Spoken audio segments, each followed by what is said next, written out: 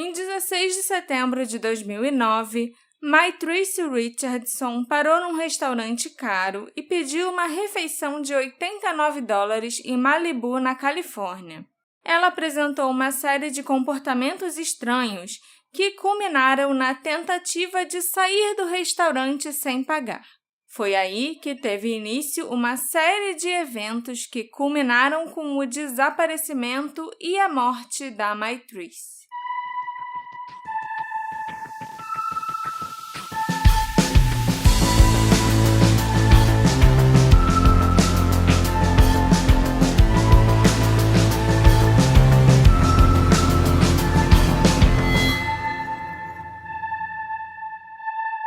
Olá, queridos ouvintes! Tudo bem com vocês? Sejam bem-vindos ao novo episódio do Detetive do Sofá. Eu sou a Marcela, a host desse podcast, e hoje vocês terão que se contentar só comigo e com o Alexandre, né, amor? Nossa maratona de Unsolved Mysteries chegou ao fim. E eu espero que vocês tenham gostado, né, dos episódios e das convidadas especiais que nós trouxemos. Eu, particularmente, adorei e eu fiquei muito feliz também com o resultado e com o feedback que a gente recebeu. Você gostou, Alexandre? Gostei bastante. Eu achei que foi uma boa ideia, né? A gente traz essas pessoas aí e meio que tudo que elas precisam fazer de pesquisa é assistir o documentário. Então, não precisa fazer muito dever de casa. Mas todas que vieram trouxeram bastante conteúdo, bastante coisa adicional, que foi mais do que eu imaginava. Todo mundo fez o dever de casa, que eu nem passei. Olha só. Exatamente, isso foi bem legal. Mas o nosso especial acabou. E eu tô aqui para lembrar a vocês os nossos bons e velhos recadinhos. Que é, por exemplo, esse podcast aqui é um oferecimento dos nossos queridos apoiadores, que nos apoiam lá pela Orelo. Eu vou voltar a falar, apoiem dos apoiadores dos apoios. Não tem ninguém aqui para você se sentir constrangido de falar essas redundâncias? Exatamente. Não tem visita? Então, vão lá no Aurelo, no aplicativo da Aurelo, vê como faz o seu apoio, escuta os podcasts mais cedo, entra no nosso grupinho que é bem bacana. Bem bacana. Cheio de fotos e coisas sobre o Pedro Pascal, principalmente. E sobre pets. Lógico, né? Não pode faltar pets. E você que tá aí ouvindo pelo Spotify, faz aquelas coisinhas que o Spotify gosta de ver também, pra ajudar a gente. Dá 5 estrelinhas no Spotify, segue a gente no Spotify. Eu imagino que tem uma galera nova chegando, né? Porque a gente fez esse tour com vários convidados e várias pessoas novas vieram. Eu espero que vocês gostem muito. E, como eu falei, faz aquelas coisinhas que o Spotify gosta. Eu não sei o que ele gosta, que diferença isso faz, mas deve fazer. Então, dá 5 estrelinhas, segue a gente, que agora o Spotify tem aquele negocinho de... O que você achou desse episódio? Vira e mexe, eu vou lá e vejo quais são as respostas que tem para publicar. Então, façam isso para ajudar ainda mais o Detetive do Sofá, certo? A crescer. Exatamente. E agora, Marcela, sem mais delongas... Já teve muitas delongas hoje. Me conta a história da Tracy. No episódio de hoje, nós vamos falar sobre a morte misteriosa de uma mulher chamada Tracy Richardson, que aconteceu em Los Angeles, na Califórnia, né? Quer dizer, no condado de Los Angeles, não na cidade de Los Angeles, porque tem uma pequena diferença, sabia? Não. Los Angeles, o condado... é bem grande e tal, e engloba lugares tipo Malibu, Santa Bárbara, sabe? Essas cidades menores. Los Angeles, a cidade de Los Angeles, já tem o próprio departamento de polícia. A LAPD, que a gente vê até em séries de vez em quando. Uhum. Já o condado de Los Angeles, eles têm o departamento de xerife de Los Angeles.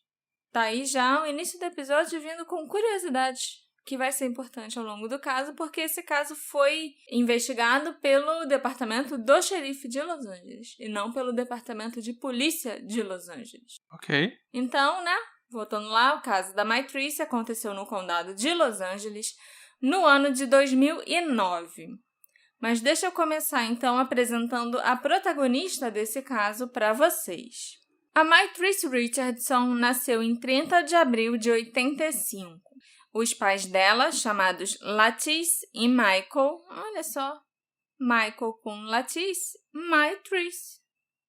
Mesmo assim, eu acho que a mãe e a filha têm nomes muito parecidos. Sim. Eu acho que sempre... E mais parecidos ainda com a minha drag queen preferida do RuPaul's Drag Race, Latrice Royale. Mas então, eu acho uma boa, sempre que você falar da mãe, fala Latisse a mãe. Maitrice a filha. A Latisse e o Michael se divorciaram quando ela era muito jovem e sua mãe se casou novamente com Larry, que se tornou padrasto da Maitrice. Já o pai dela passou algum tempo na prisão quando ela era apenas uma criança. Assim que ele foi solto, ele conseguiu mudar de vida e arranjou um bom emprego na indústria de insumos para a área de saúde.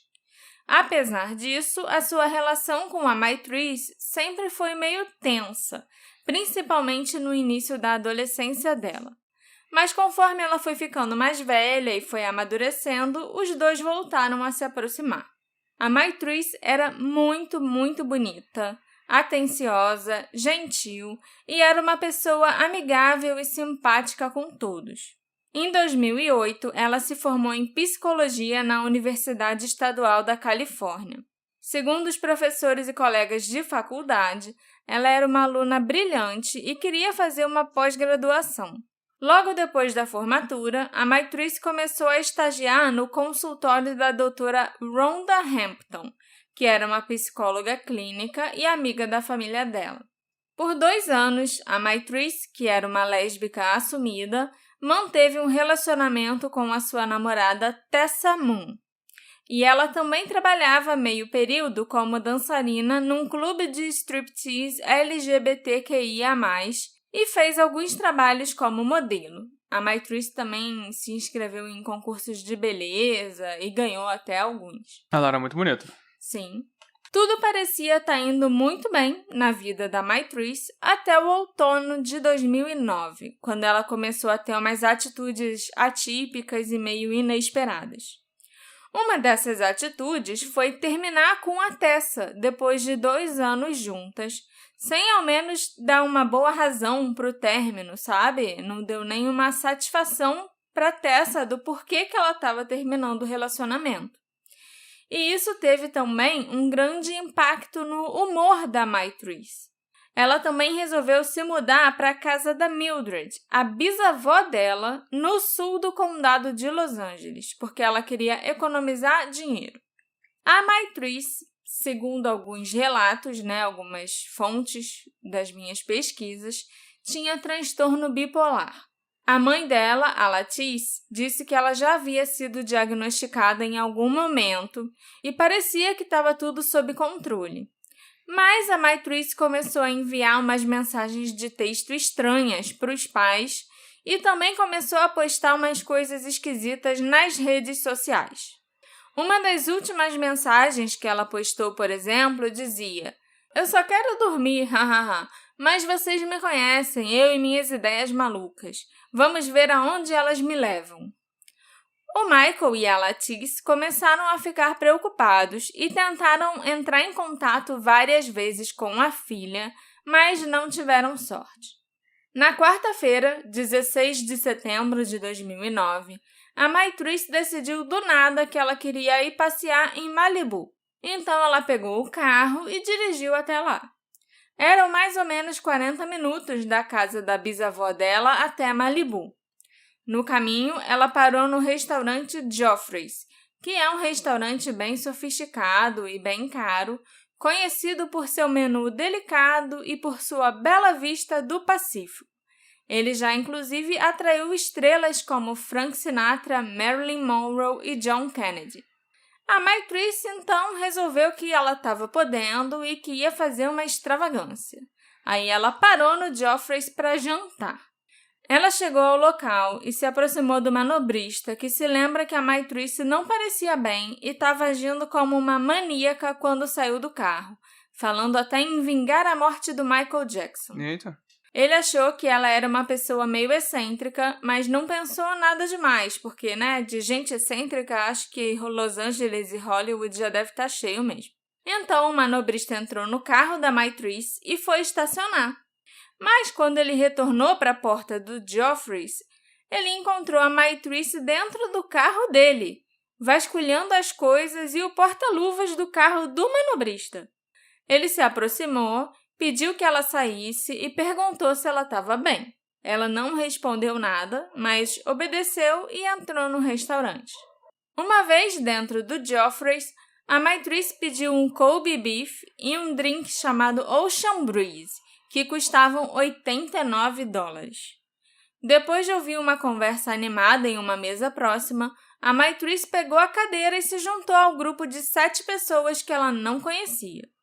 Ela estava agindo de forma bem bizarra, dando umas declarações estranhas, dizendo que ela era de Marte, sabe? Umas paradas bizarras assim. O grupo se divertiu e brincou com a Maitrice, a estranha extravagante que se juntou a eles, e já que ela não estava sendo ameaçadora nem nada do tipo, eles não se importaram que ela interrompesse o jantar deles. Quando o grupo saiu do restaurante depois de jantar, a Maitrice tentou segui-los, mas o gerente a parou e perguntou sobre a sua conta de $89 que não tinha sido paga. Ela disse que os outros clientes daquela mesa tinham pagado a conta dela. Mas, quando o gerente disse que isso não era verdade, ela disse algo como: você me pegou, e agora? A Maitrice procurou a carteira, mas não achou. O restaurante tentou ser o mais simpático possível e perguntou se ela conhecia alguém que pudesse ir até lá pagar pela refeição. A única pessoa em quem ela conseguiu pensar naquela hora foi na bisavó, a Mildred. Então, ela ligou para ela e perguntou se a bisa podia pagar a conta. A Mildred concordou, mas o restaurante precisava que ela enviasse pelo fax uma declaração assinada por ela autorizando o pagamento. E a bisavó não tinha um aparelho de fax. Isso foi em que ano mesmo? 2009. Não faz tanto tempo. Deve ser mais pra depois alguém, o dono do cartão, não alegar fraude, né? Com certeza. Era pra ela não alegar fraude depois. Então, o gerente do restaurante, sem saber o que fazer, ligou para a polícia. Ele disse que fez isso porque estava preocupado com o bem-estar da Maitrice, dizendo a ela que estaria mais segura sob custódia do que sozinha. E, de fato, esse normalmente seria o caso, né? É sempre bom você não deixar uma pessoa que está claramente tendo um surto, alguma coisa assim, ficar saindo por aí sozinha. Mas, nesse caso, foi aí que as coisas começaram a dar errado e a se complicar. Por volta das 9 da noite, 3 policiais do departamento do xerife do condado de Los Angeles foram despachados para o restaurante Geoffreys. Eles atenderam ao chamado do gerente, que disse que a Maitrice estava eufórica e agindo um pouco estranho. Então, os policiais imaginaram que a mulher devia estar drogada ou bêbada, muito bêbada. Ao chegarem no restaurante, a primeira coisa que eles fizeram foi um teste de sobriedade com a Maitrice, no qual ela passou. Os policiais, então, revistaram o carro dela, mas não encontraram a carteira da Maitrice, nem o celular dela, nem documentos, nada parecido. O que eles encontraram, no entanto, foram alguns restos de maconha, garrafas de vodka e tequila e meia caixa de cerveja. Mas só para constar, isso é o que os policiais afirmam e escreveram no relatório que eles encontraram, porque o pessoal do restaurante que estava ali por perto não viu nada disso no carro. Não viu os policiais encontrarem nada disso no carro, né? E com base no que os policiais sabiam que tinha acontecido e até pelo que eles testemunharam do comportamento da Maitrice, eles deveriam tê-la levado para uma avaliação psiquiátrica. Mas como isso era mais trabalhoso e envolveria muita papelada, os policiais resolveram só levá-la presa para a delegacia. O restaurante não prestou queixa contra a Maitrice por causa da falta do pagamento da conta. Eles preferiram simplesmente deixar a polícia cuidar dela e não queriam que a Maitrice tivesse ainda mais problemas. O gerente afirmou que ele se sentiu aliviado pela Maitrice sair dali acompanhada da polícia, sob a responsabilidade dos policiais. Então, a única acusação feita contra ela foi a de porte de drogas. E ela foi feita pelos próprios policiais, por causa do que eles supostamente acharam no carro dela. O carro da Maitress foi apreendido, assim como todos os seus pertences que estavam dentro do carro. E os policiais levaram a Maitress para a delegacia e ela foi fichada por volta das 11 da noite. Segundo os relatórios da polícia, a Maitress fez 4 ligações da delegacia naquela noite, que ela disse, ou eles disseram pelo menos, né, que teriam sido para a bisavó dela, a Mildred. Tem algumas inconsistências nessa história. A primeira é que na delegacia tinha um telefone público, né? Geralmente as delegacias têm telefones públicos para os detentos e para as pessoas presas poderem fazer suas ligações. Mas o telefone público da delegacia nesse dia não estava funcionando. Então, como que eles estão alegando que ela fez as ligações? Os policiais foram bonzinhos, deixaram ela usar a linha da polícia para ligar para a bisavó. Mas é muito estranho, porque a Mildred, ela insiste que ela não recebeu nenhuma ligação naquela noite. E realmente, nos registros telefônicos da casa dela, da bisavó, né, da Maitress, não tem nenhuma ligação recebida por ela, além daquela ligação feita pelo restaurante para a casa dela. Então, depois que o restaurante ligou, que a Maitress, né, ligou do restaurante para casa, perguntando se a bisavó podia pagar a conta, não teve mais nenhuma ligação. Então, por que a polícia estava alegando lá nos registros que a Maitress teria feito 4 ligações lá da delegacia para a casa da bisavó? São 2 inconsistências que são bem esquisitas e eu não entendo por que eles teriam inventado isso. Entendeu? Mas realmente, essas ligações nunca foram feitas. Será que ela não ligou pra ninguém ou será que ela ligou pra outra pessoa? Do telefone público pra ninguém porque ele não estava funcionando. Agora, se a polícia deixou ela usar a linha deles pra ligar pra mais alguém, aí eu não faço ideia. A mãe da Maitress, a Latice, de alguma forma descobriu o que aconteceu com a filha e ligou para a delegacia. Ela perguntou à polícia se eles manteriam a Maitress lá até a manhã do dia seguinte ou se eles iam soltá-la ainda naquela noite, porque se eles fossem soltar a Maitress, ela ia dar um jeito de buscar a filha. A delegacia ficava numa região da cidade que a Maitress e a família dela não costumavam frequentar e com a qual eles não estavam acostumados. A mãe não queria que ela se perdesse ou que algo ruim acontecesse com a filha naquela parte estranha da cidade. A Latice até brincou com um policial ao telefone, dizendo: "Eu odiaria acordar com um relatório matinal ou as notícias do dia dizendo: garota perdida tem a cabeça cortada." Ok.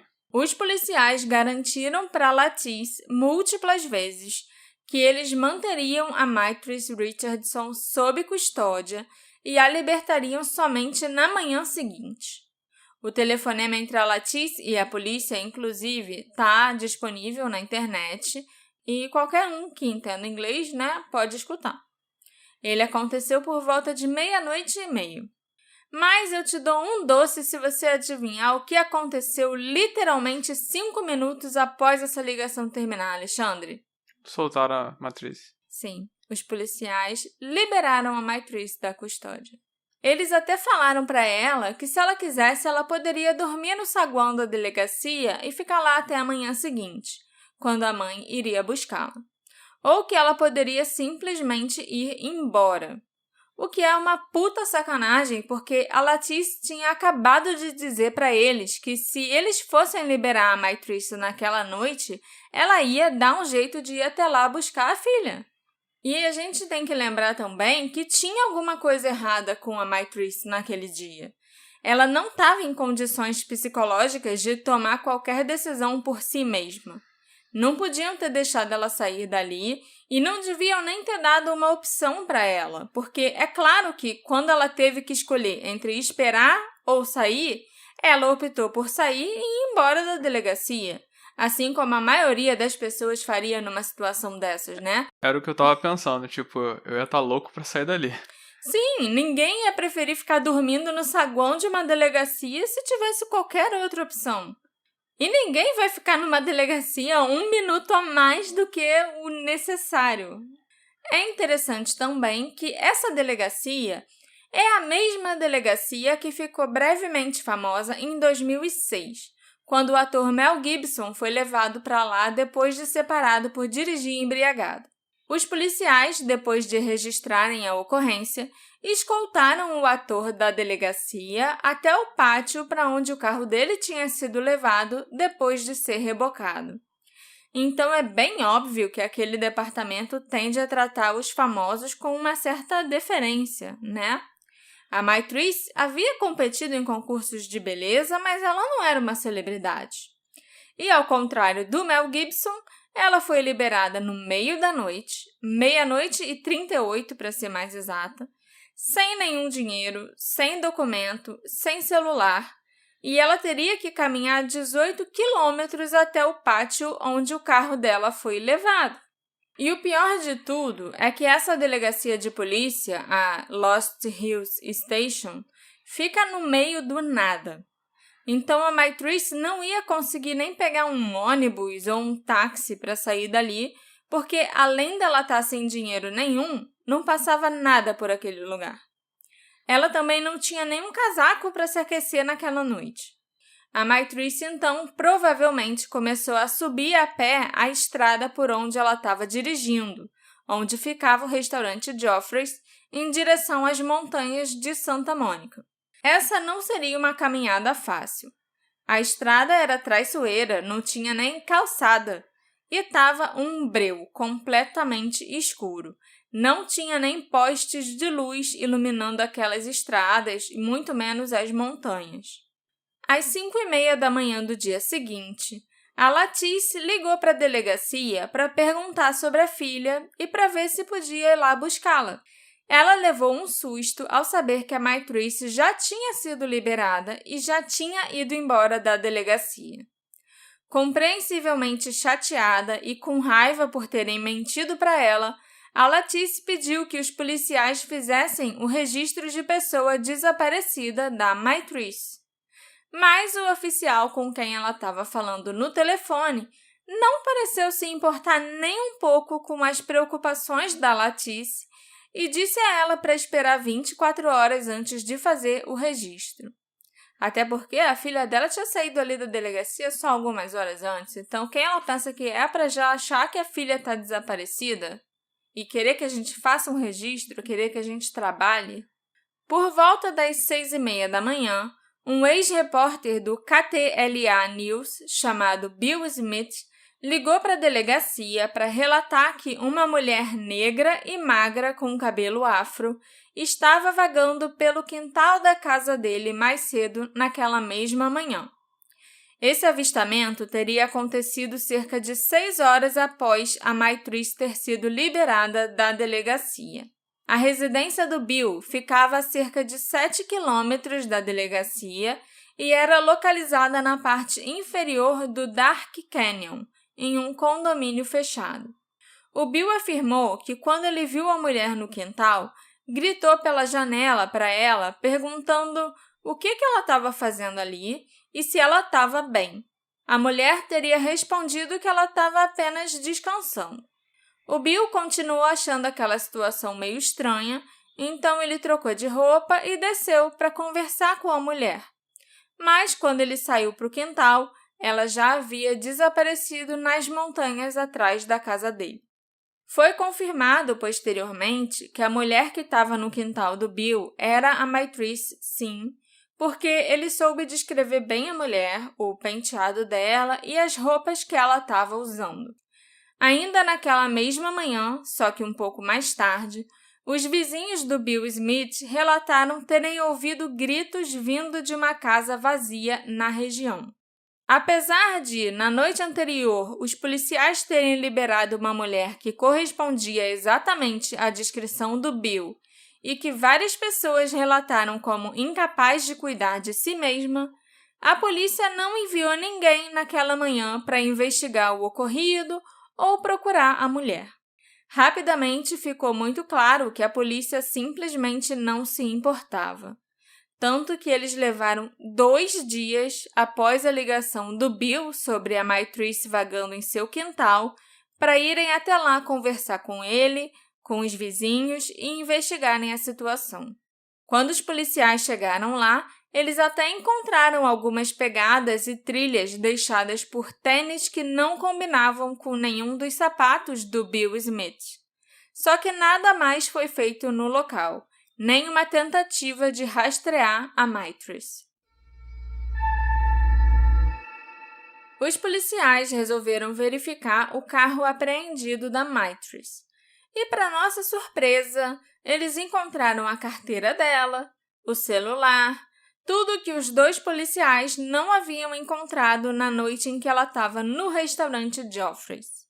Se eles tivessem feito um bom trabalho e pegado a carteira da Myrtrice no carro, iam ver que havia dinheiro mais do que suficiente para o pagamento da conta de $89. Caraca, ela tinha dinheiro para pagar. Tinha. Dinheiro vivo. Na carteira, dentro do carro. Além disso, não tinha nenhum sinal de que drogas ou álcool estivessem realmente no carro. Para mim, isso é até bastante suspeito. Além dos pertences pessoais dela, os policiais também encontraram o diário da Myrtrice no carro. Nas últimas vezes em que ela escreveu, a Myrtrice afirmava que ela não dormia há cerca de 5 dias. Parecia que ela talvez já estivesse tendo um episódio de saúde mental causado pela privação do sono. No diário, também era possível perceber que a escrita da Myrtrice estava muito volátil. Ela começava a escrever do jeito normal dela, sabe? A letra bonitinha, organizada, e terminava com a letra toda doida, ilegível, bagunçada, uns garranchos, assim, incompreensíveis. E isso acontecia, às vezes, na mesma página. Ela começava a página de um jeito e terminava de outro completamente diferente, e às vezes até nas mesmas frases. Enquanto os policiais continuavam fazendo um trabalho de merda investigando o caso, a Latice ainda estava tentando reportar a filha como uma pessoa desaparecida. A polícia finalmente concordou em fazer o registro, mas não parecia que eles iam fazer muito mais do que isso, não.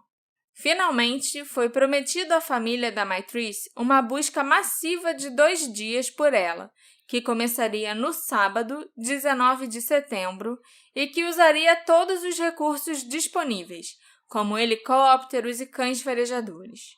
Mas quando chegou o dia 19, havia apenas 4 oficiais da polícia percorrendo alguns bairros da região e batendo em algumas portas para perguntar se os moradores tinham visto a Myrtrice.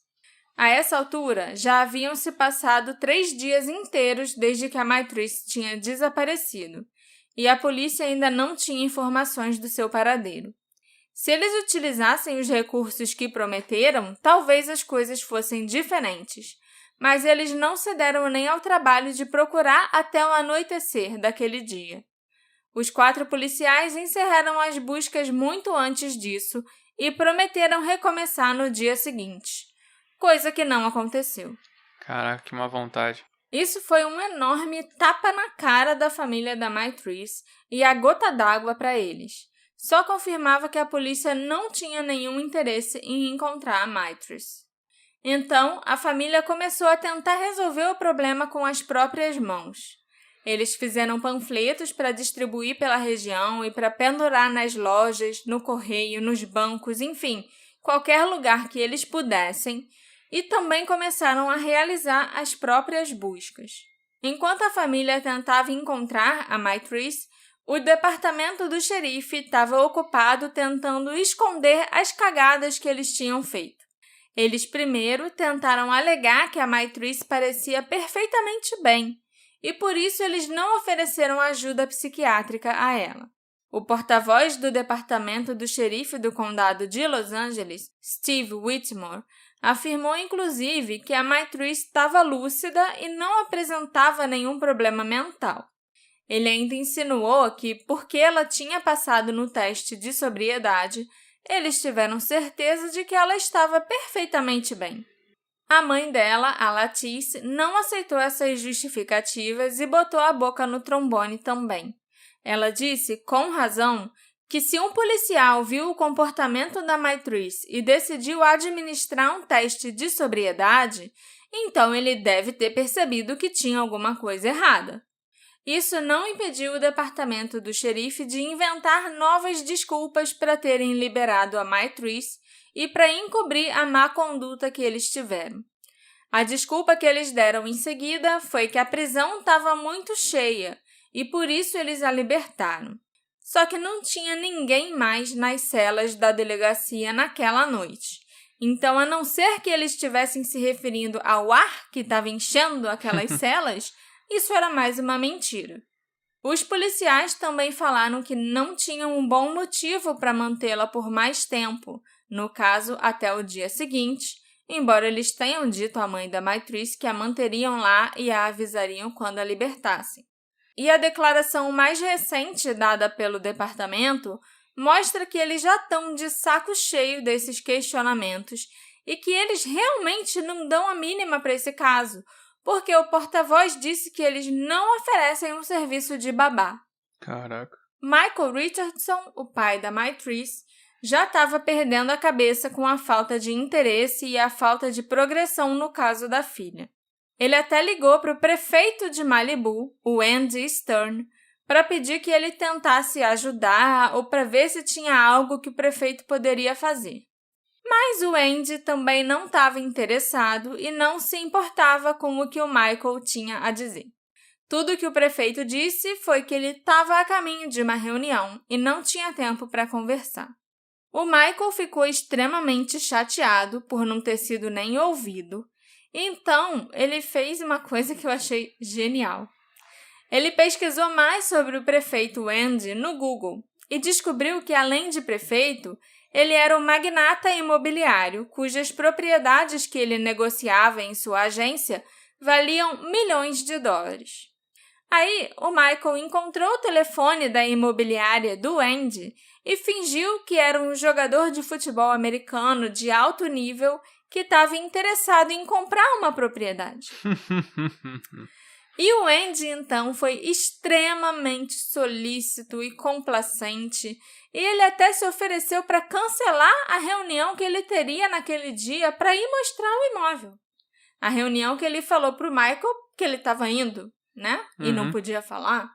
O Michael, então, marcou de ir conhecer a tal propriedade com o Andy, e os dois se encontraram na hora. Quando o prefeito percebeu que o homem que chegou na propriedade era o Michael, ele ficou pasmo. Se descobrissem que ele havia ignorado um pai pedindo ajuda para encontrar a filha desaparecida e foi encontrar um potencial jogador de futebol interessado num imóvel de milhões, ia pegar muito mal para ele. Então, em novembro de 2009, a cidade de Malibu emitiu uma recompensa de $15 mil em troca de qualquer informação sobre o desaparecimento da Maitrice e do seu paradeiro atual. Em 10 de janeiro de 2010, alguns meses após o desaparecimento dela, o departamento do xerife finalmente conduziu buscas sérias.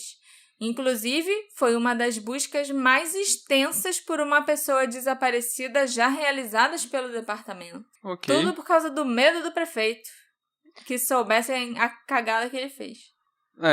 O pai dela foi muito esperto. Foi genial. Essa busca incluiu 336 oficiais da polícia, dos bombeiros e até de outras organizações que vasculharam 28 quilômetros quadrados de cumes, desfiladeiros e trilhas, usando cavalos e cães farejadores. Os helicópteros também levavam os oficiais para os lugares mais difíceis de alcançar para que eles pudessem fazer as buscas. Mas, infelizmente, isso não trouxe nenhuma evidência. A Latice, então, solicitou as imagens das câmeras de segurança mostrando a Maitrice na delegacia, na esperança de obter informações sobre a condição da sua filha. Mas ela foi informada de que não existia nenhuma imagem. 4 meses depois, a Latice ficou sabendo que, na verdade, havia um vídeo sim, mas devido a dificuldades técnicas, levou mais 3 meses para que a família tivesse acesso a ele. Nesse vídeo, que foi editado pela polícia, a Maitrice aparece agitada, puxando os próprios cabelos e as grades da cela. Ela se balançava para frente e para trás, agarrada nas grades como uma criança. Quando ela finalmente foi libertada, o vídeo mostra a Maitrice saindo pela porta com um policial seguindo logo atrás. O departamento de polícia se recusou a dar o nome desse policial ou informar se ele teve algum contato com a Maitrice fora da delegacia. E 6 meses depois do desaparecimento dela, antes até da família ter acesso a esse vídeo, ele foi transferido para outro condado. Ok. E ninguém sabe, até hoje, quem era esse policial, porque ninguém da polícia vai lá e aponta e identifica quem ele era. Também não divulgaram para a imprensa, assim, nem para a família, nem nada, para qual condado ele foi transferido, né? Para qual departamento e tal ele foi transferido. Então, realmente Não dá nem pra saber se ele foi transferido mesmo. A Latice pôde ver naquele vídeo o quanto a filha estava sofrendo naquela noite e quão pouco os policiais se importavam com ela.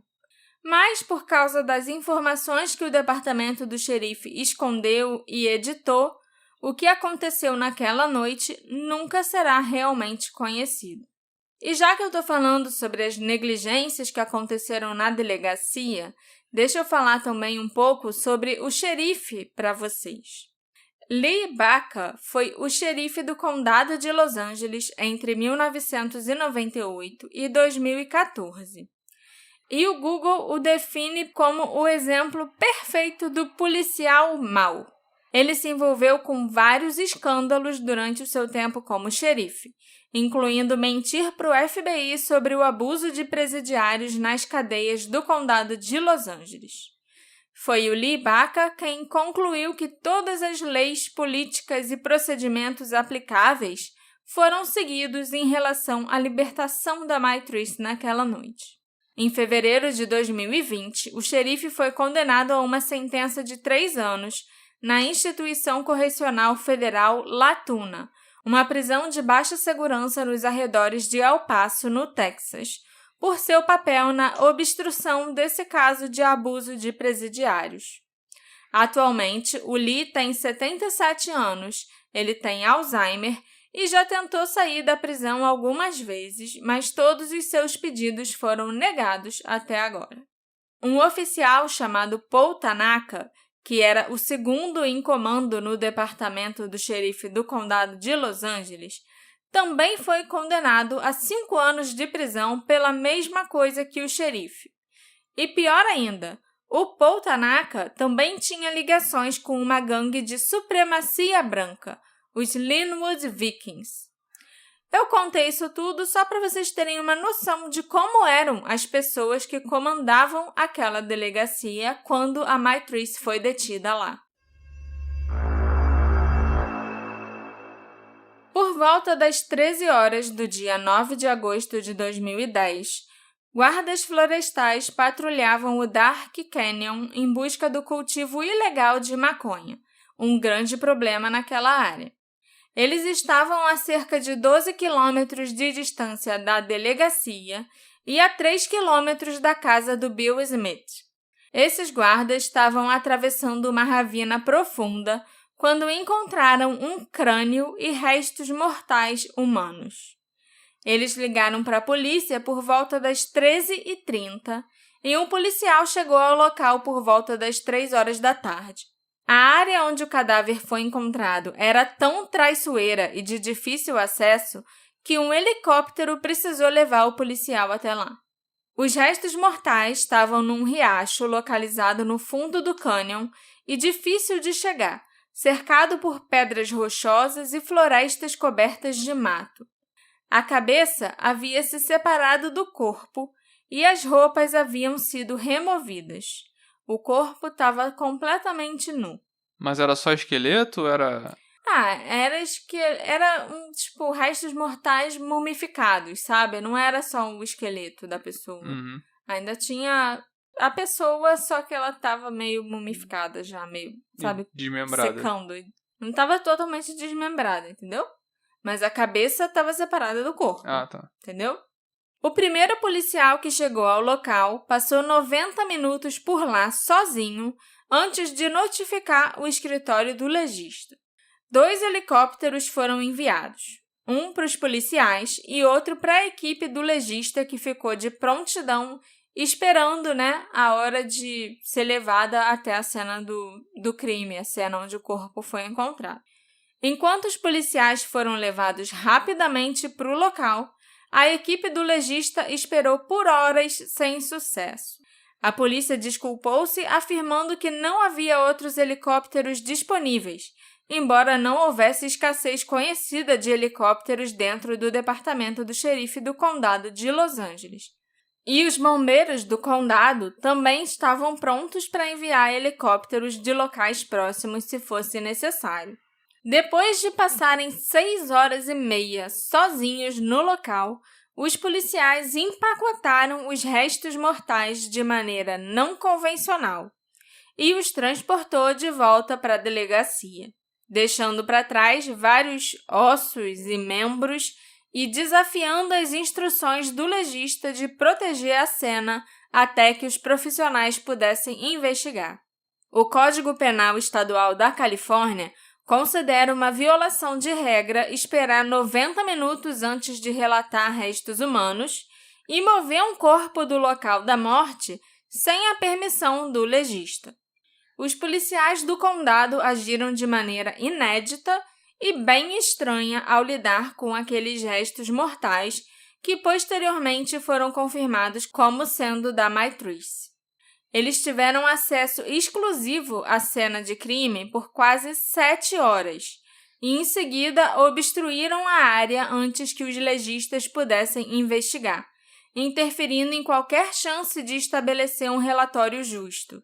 Determinar o que aconteceu com a Maitrice, sem observar como o corpo foi encontrado e o ambiente hostil ao seu redor, era completamente impossível. Além disso, os restos mortais dela foram contaminados pelos policiais, então quaisquer amostras de DNA ou impressões digitais retiradas daqueles restos mortais não serviriam para nada. Com relação ao crânio, que estava separado do restante do corpo, o tenente Rosson e o capitão Smith, do departamento do xerife do condado de Los Angeles, disseram que os policiais presentes no local puxaram o cadáver totalmente intacto da Maitrice pela cabeça. Eles tentaram tirar o cadáver do chão pela cabeça, e isso teria resultado no desprendimento do crânio do resto do corpo no ato. Então, o corpo... Eles disseram, o corpo está inteiro, estava intacto. Ops. A gente resolveu puxar um cadáver pela cabeça e arrancou a cabeça que nem em desenho animado. Caraca. Mas isso foi desmascarado por uma foto que um dos guardas florestais tirou da cena do crime antes que os policiais chegassem. E esse guarda não mostrou a foto que ele tirou para os policiais. Ele guardou com ele e achou que um dia podia ser importante e entregou essa foto para o legista depois. E o legista determinou que o crânio da Maitrice já estava, na verdade, solto do resto do corpo quando a polícia chegou lá. Quando os guardas encontraram o corpo, o crânio já estava separado. Uhum. Inclusive, o crânio estava de cabeça para baixo e sem a mandíbula. O topo da cabeça é o que estava encostado no pescoço da pessoa, entendeu? Entendi. O crânio estava virado de ponta cabeça no lugar onde a cabeça normalmente ficava. Era uma cena muito esquisita. Deu pra entender? Deu. Tipo, a cabeça dela estava de cabeça para baixo. Sim. É o melhor jeito de explicar isso, mas é muito redundante, né? Falar que a cabeça tá de cabeça para baixo. Além disso, não é apenas improvável que o crânio de um cadáver, já meio esquelético, possa ser arrancado do corpo da maneira que o tenente Rosson e o Smith descreveram e ainda permanecer intacto. É completamente impossível. Por causa dessa mentira e das inúmeras violações de protocolo inexplicavelmente realizadas pela polícia naquele dia, é difícil a gente saber o que era verdade naquela cena do crime e o que não era. Então, o relatório do legista considerou a causa da morte da Maitrice como indeterminada. Em relação às roupas da Maitrice, o tenente Rosson declarou que animais as haviam removido. Mas esses animais, então, têm que ser estudados, porque eles são extremamente inteligentes, amor. Eles conseguiram desafivelar o cinto da Maitrice, tirar a calça jeans skinny apertada que ela estava usando, tirar as meias e o tênis, a camiseta, o sutiã sem danificar os colchetes do fecho e a calcinha da Maitrice sem causar nenhum dano ao corpo e às peças de roupa dela. Ok. Os animais ainda tiveram que carregar a calça jeans e o sutiã da Maitrice por quase 200 metros abaixo do desfiladeiro e jogá-los no riacho. Aí depois, os animaizinhos espertos arrastaram o cinto dela por mais 150 metros e o penduraram numas videiras próximas, onde ele foi encontrado. Ok. A polícia tá inventando qualquer coisa, né? Tá no modo freestyle de investigação. Assim, é muito absurdo sugerir que tudo isso teria sido obra dos animais. Além de alguma ferrugem, no zíper e na fivela do cinto, coisas que realmente são causadas pelo tempo, o jeans e o cinto não apresentavam danos significativos, sejam de animais ou da natureza.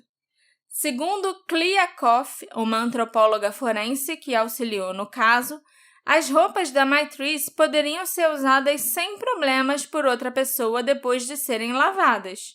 Em outras palavras, as roupas dela não mostravam sinais de exposição às intempéries por 11 meses, que foi o tempo que ela ficou desaparecida. A Maitrice foi encontrada já meio mumificada. É um estado de decomposição em que o corpo exibe uma textura de couro, quase como se tivesse sido congelado no tempo. Isso ocorre quando o corpo é exposto a uma temperatura abaixo de zero ou a um ambiente extremamente seco, como um sótão ou um armário, por um longo período de tempo após a morte. Embora a mumificação possa acontecer naturalmente, isso é extremamente raro e a maioria dos cadáveres mumificados que são encontrados costuma estar em desertos ou congelados em geleiras. Essa área não é de deserto, né? É uma área quente, mas não é um deserto, né? As montanhas é um cânion, um pequeno cânion nas montanhas de Santa Mônica. É que quando você falou sabe? mumificado, eu já tava pensando que era tipo um deserto mesmo. Não era. Era um clima de cerrado, talvez, sabe? Uhum. Ali naquela área.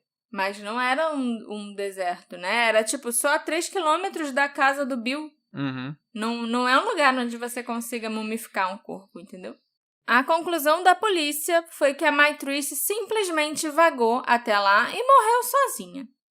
E é claro que isso é muito questionável por vários motivos que eu já mencionei, e também porque o ambiente onde ela foi encontrada, chamado de Dark Canyon, fundamentalmente não seria propício para acontecer uma mumificação. Como causa da morte, o departamento do xerife sugeriu envenenamento por carvalho. Eu nunca ouvi falar disso. Mas, inclusive, essa é uma condição tão rara que não existem nem estatísticas confiáveis. E caso ela não tenha morrido assim, de envenenamento por carvalho, a segunda opção do departamento de polícia é outra coisa também muito rara, mas que pelo menos tem alguma estatística. Eles acham que a Maitrice pode ter sido uma das 2 pessoas azaradas na Califórnia a morrer naquele ano por picada de cascavel. Ok. Porque essa é a estatística. A cada ano, 2 pessoas morrem pela picada de cascavel no estado da Califórnia. De acordo com o departamento do xerife, a Maitrice teria andado horas da delegacia até as montanhas de Santa Mônica. Posteriormente, ela ainda teria escalado e rastejado pelas montanhas ali, pela ravina, pelo Dark Canyon, um lugar onde os policiais precisaram ir de helicóptero, mas a Maitrice conseguiu chegar lá sem problema em 2 horas. E, ao chegar lá, a Maitrice teria simplesmente se deitado e morrido. Amor, isso é muito idiota. A mulher chegou lá, deitou e ficou esperando para morrer.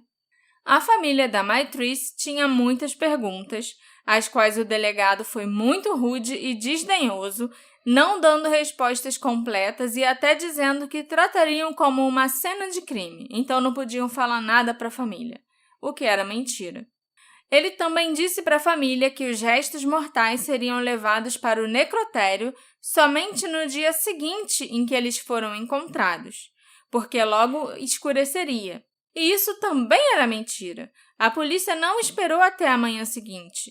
Em vez disso, por volta das 8 da noite, os policiais apenas pegaram uma parte, a parte principal, dos restos mortais da Maitrice, sem ao menos terem vasculhado em volta e procurado por tudo para ver se estava faltando alguma coisa, para ver se deixaram alguma pista passar ou algo assim. Então, muitos ossos foram deixados lá, no local onde a Maitrice foi encontrada. O escritório do legista ficou pasmo quando descobriu o que o departamento do xerife havia feito, afirmando ao Los Angeles Times que eles foram muito claros com os funcionários do departamento do xerife sobre como eles deveriam lidar com aqueles restos mortais. Eles acrescentaram que não conseguiam pensar em outro caso em que uma agência policial tivesse movido restos mortais inteiros sem a aprovação do legista. Em 13 de agosto de 2010, o xerife Lee Baca fez uma declaração, onde ele anunciou para a imprensa que o corpo encontrado na ravina era o da Maitrice Richardson e dizendo que não temos indícios de homicídio até o momento. Não acredito que restos mortais sejam capazes de contar uma história. Ele ainda disse que só conseguiram encontrar alguns ossos e um crânio, sendo que eles tinham, na verdade, encontrado os restos mortais mumificados da Maitrice, sabe? Tava tudo lá. Mas o xerife fez questão de deixar essa parte de fora. A Latisse finalmente conseguiu convencer o xerife a deixar que ela e alguns amigos próximos visitassem o local onde a filha dela foi encontrada. Enquanto eles estavam lá fazendo um pequeno memorial para Maitrice, a mãe dela encontrou um dos dedos da filha.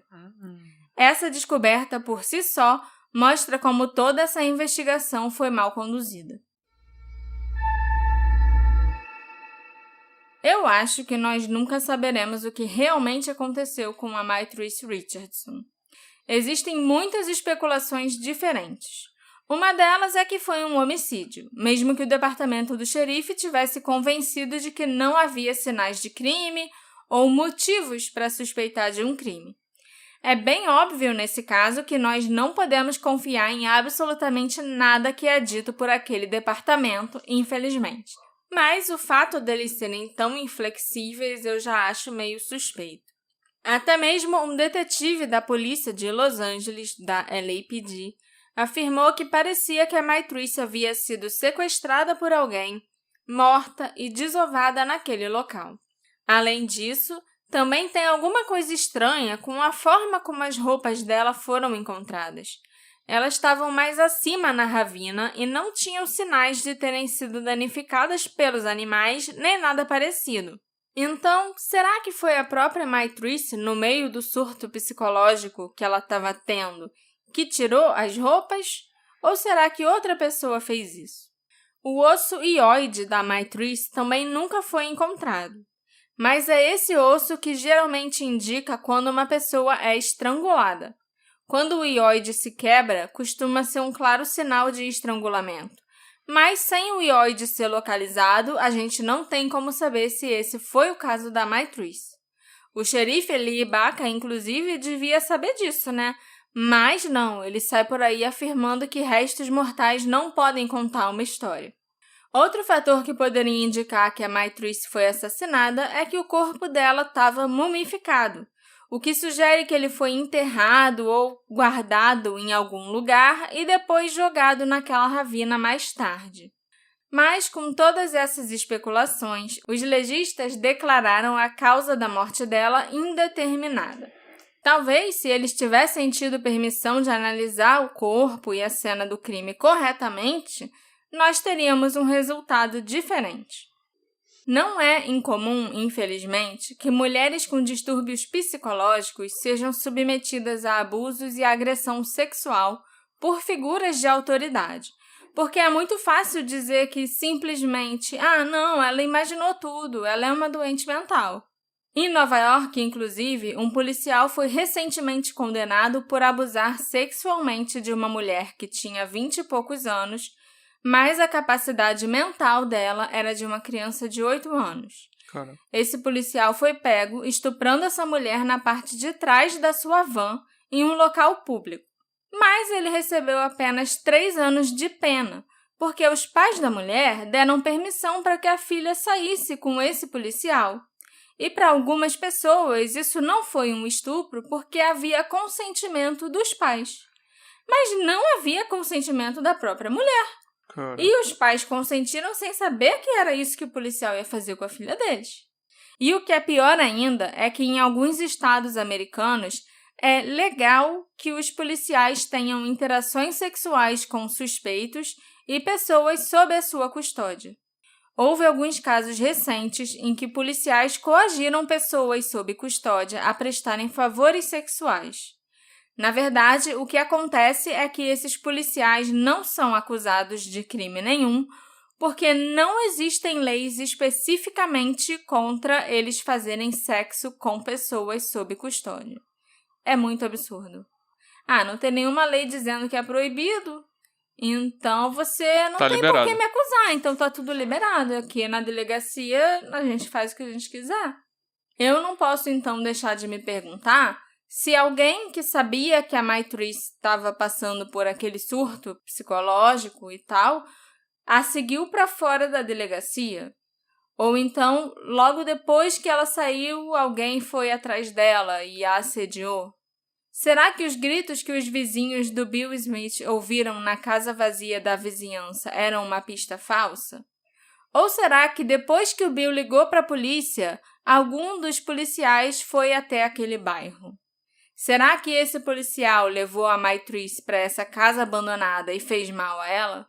Eu não consegui descobrir qual era a casa específica da região ou por quanto tempo aquela casa ficou vazia. Mas um sótão de uma casa vazia seria um lugar bom para esconder um corpo e teria as condições propícias para que o corpo fosse mumificado. Depois, a pessoa poderia ter tirado o corpo dali e levado para a ravina.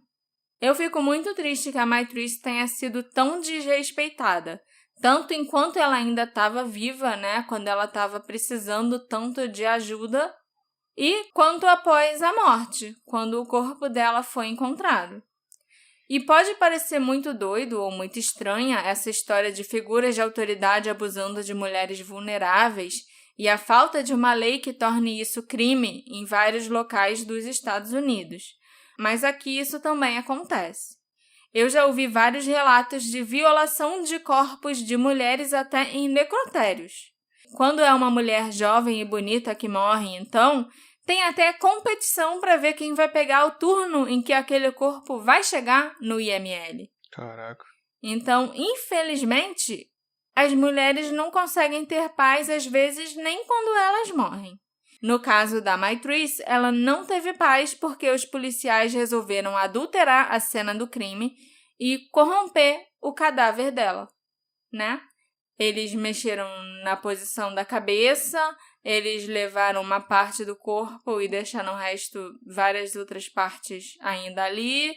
E vai saber o que eles ficaram fazendo por 7 horas, sozinhos, sem presença de legista, sem a presença de outras agências de investigação, só os policiais do departamento de xerife, por 7 horas numa cena de crime que eles destruíram num local isolado. Vai saber. Mesmo que ela não tenha sido agredida diretamente, a Maitrice pode ter rejeitado firmemente um ou mais dos policiais que estavam tentando tirar vantagem de uma mulher com doença mental sob sua custódia. E ela teria muitos motivos para rejeitar avanços desses policiais, até porque ela era lésbica. E com certeza isso não seria respeitado por eles, sabe? Se eles cismassem, algum deles cismasse que queria a Maitrice, não ia importar se ela queria ou não, se ela era lésbica ou se ela era hétero, nada disso. Também explicaria muitos dos erros deliberados e o fato dos policiais não quererem a presença dos legistas na cena do crime, quando eles teriam a oportunidade de destruir ou alterar as evidências que possivelmente apontariam para alguém da própria polícia. O pior de tudo é que aconteceu com a Maitrice exatamente o que a mãe dela mais temia e que ela falou no telefone para a polícia que ela temia. A Latice disse exatamente que não queria acordar com a notícia que garota perdida tem a cabeça decapitada. Caraca, E foi o que aconteceu com a Maitrice. Ela se perdeu e ela foi encontrada com a cabeça decapitada, com o crânio virado de ponta cabeça. Será que isso foi de propósito, sabe? Será que foi um recado dos policiais, talvez, para a mãe dela? Seria muita, muita maldade com uma mãe. E tinha um policial que saiu atrás dela quando ela foi liberada. Esse policial a gente não existe, sabe, né? Quem é até hoje. Pois é. Alguém de quem o departamento se livrou assim rapidinho, sabe? Antes até do corpo ser encontrado, do vídeo ser mostrado para a família, esse policial supostamente já foi transferido. Por quê? E por que ninguém pode saber o nome dele? É aquilo que eu já falei, acho que até no episódio passado, só não sei se ficou na edição ou não, que é a polícia começa a acobertar os seus, e aí ela vai fazendo tanta cagada que depois ela precisa acobertar ela mesma das coisas, e aí vai figurando uma coisa absurda, que aí tem até uma cara de conspiração, sabe? Sim. Mas começa assim, começa acobertando um pouquinho, sim, porque é isso que eles fazem no dia a dia normalmente, só que dá tanta merda que eles precisam acobertar eles mesmos. E aí vai aumentando.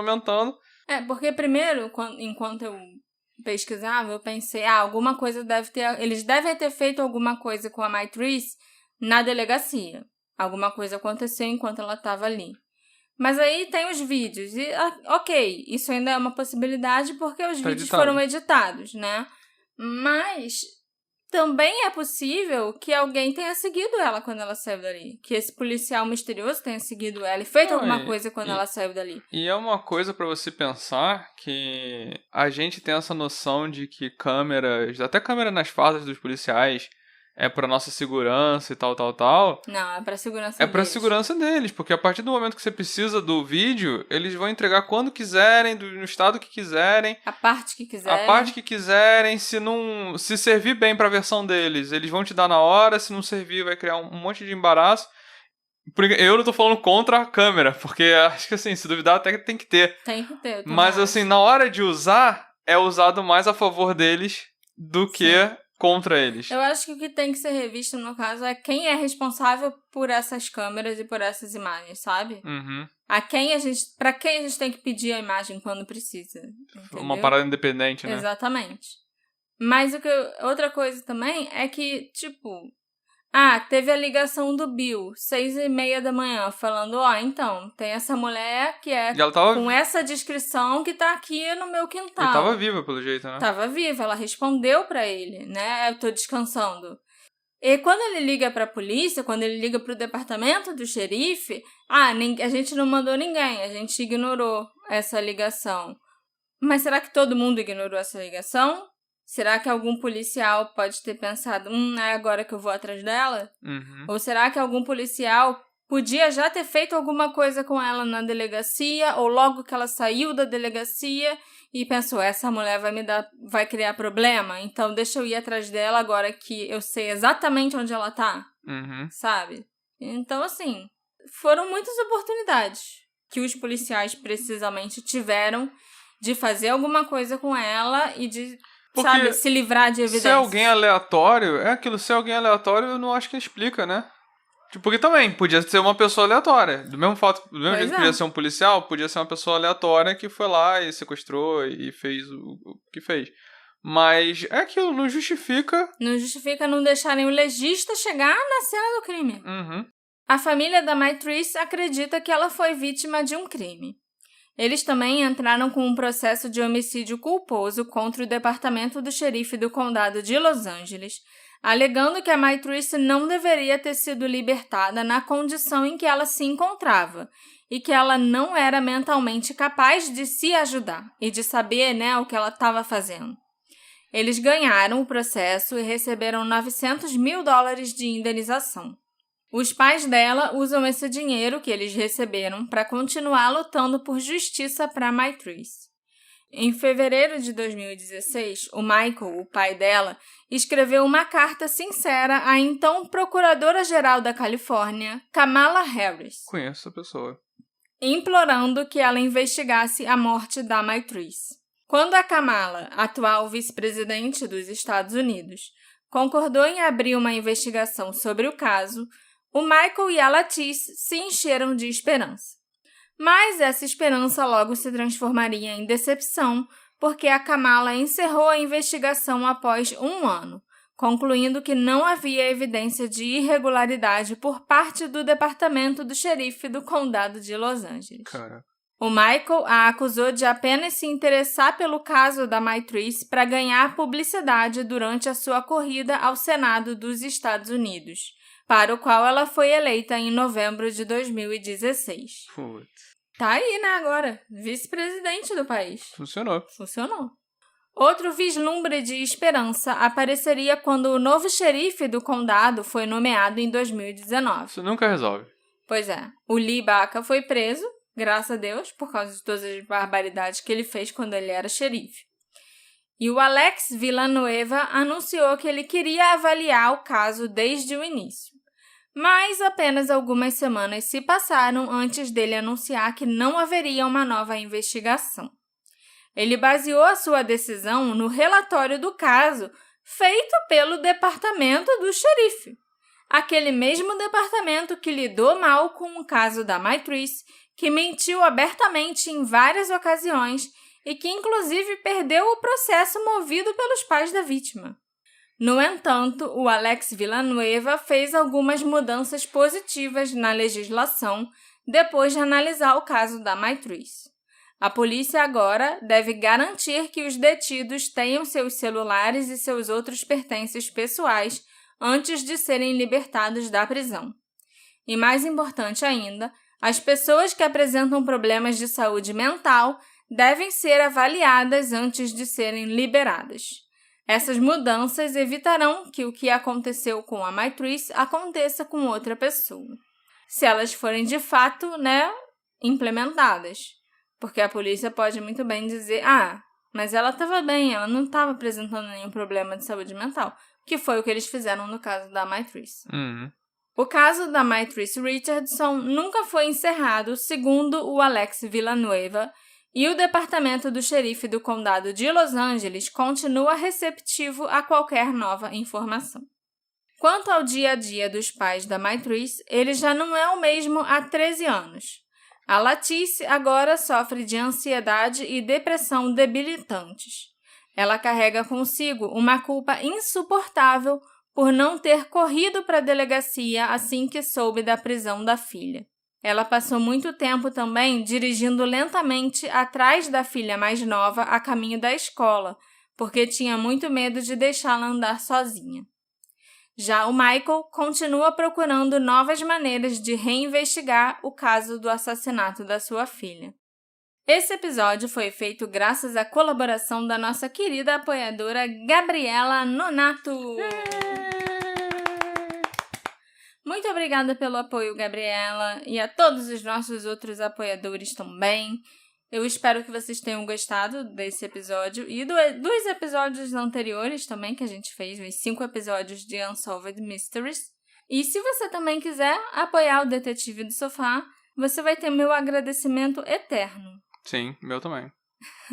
É só você acessar o Orelo, procurar lá o Detetive do Sofá e se tornar um apoiador. Escolhe lá uma das categorias que você quiser, que você vai ter vários benefícios. Vai ter episódio adiantado, às vezes episódio exclusivo. Teve um bônus, que eu publiquei também sobre um dos casos da Lena Chapin. É um texto que você postou depois, Sim. né? Que foi uma informação que você descobriu depois que ele já tinha sido gravado e tal. Na verdade é que eu recebi, né? Que eu conversei com a irmã da Lena e aí só que Já tinha gravado. já tinha terminado o roteiro, já tinha marcado com a Jay, então acabou que ele não entrou no episódio, mas saiu como um bônus pros apoiadores. Eu acho até que depois que eu li esse texto do bônus, me dá uma nova perspectiva sobre o papel daquele padrasto. Sobre o Chris Clamp. Né, porque ouvindo o programa dá pra ter uma noção. Sim, eu fazia a caveira daquele homem, sabe? E parece que as coisas não eram... você falou com uma das filhas, né? Eu falei com a irmã da Lena, a filha mais velha da Sandy, a Brandy. Então, quem quiser, dá uma olhada lá nesse texto também, tá? Só para apoiadores, tá lá como bônus Lena Chapin, né? E também, alguma coisa que eu lembrei, era pra eu ter falado lá no início, mas eu vou falar agora, é que o nosso episódio com a Carlinha, enquanto a gente tava gravando, quando eu fui sentar pra editar, eu vi que o nosso áudio tava todo corrompido! Yeah! E aí, o bom é que tinha o backup ali da gravação em si, do Skype em si, e foi o que a gente usou pra editar. Eu achei que ficou bom. Não, mas não é a primeira vez que a gente perde um episódio todo. A gente já regravou episódios antes. Sim, né? Só que tinha convidada, gente. Não então, dava pra fazer a Carla sentar e regravar tudo com a gente. De novo, né? tudo, Ia ser né? sacanagem. Então, só esse aviso aí, que eu devia ter falado em algum momento, mas falando agora, essa curiosidade. Tá lá, eu acho que ficou bom de ouvir, mas tá um pouquinho diferente o áudio do normal, é isso que eu queria dizer. Sim. Então vão lá no Orelo e virem apoiadores do Detetive do Sofá. Por favor. Vocês vão se divertir bastante no nosso grupo do Telegram. Isso eu tenho certeza. Porra. O que pode ter acontecido para fazer a Maitrice entrar naquele surto psicológico e ter tantas atitudes estranhas? E o que aconteceu de verdade na delegacia enquanto ela esteve presa lá? Será que alguém a seguiu quando ela foi libertada? Ou será que foram atrás dela depois da ligação do Bill? Vocês também acham que a Maitrice foi assassinada? Me encontrem nas nossas redes sociais, @Detetive do Sofá, e me conta o que vocês acharam desse caso. A gente se encontra na próxima investigação. Tchau, tchau. Tchau, tchau.